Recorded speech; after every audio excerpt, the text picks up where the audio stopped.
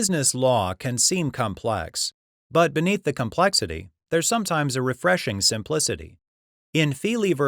NHAOCG, a protracted corporate dispute included a simple message: if you're in charge, you have to act responsibly. Let's see how one court reminded Christopher Feeley and his associates of this simple yet valuable lesson. Feeley and his colleague Andrea Akel wanted to start a real estate investment firm. In 2009, they obtained financing from a group of investors that included Andrea's father, George Akel. To carry out their plans, the parties established several limited liability corporations, or LLCs. Feeley and Andrea Akel established Akel LLC, which we'll simply call AK.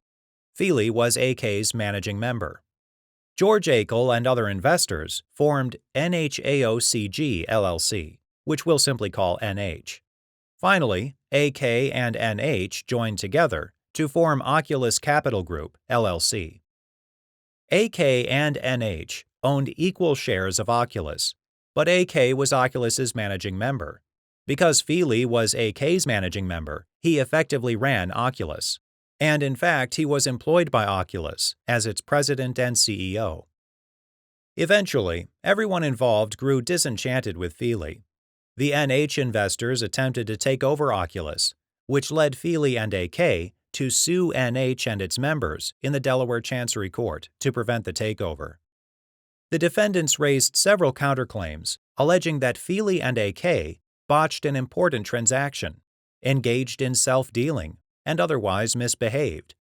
The control dispute was resolved without a trial, and Feeley and AK moved to dismiss the counterclaims. Part of the dispute on the motion to dismiss was whether NH improperly sought to pierce AK's corporate veil to hold Feeley personally liable.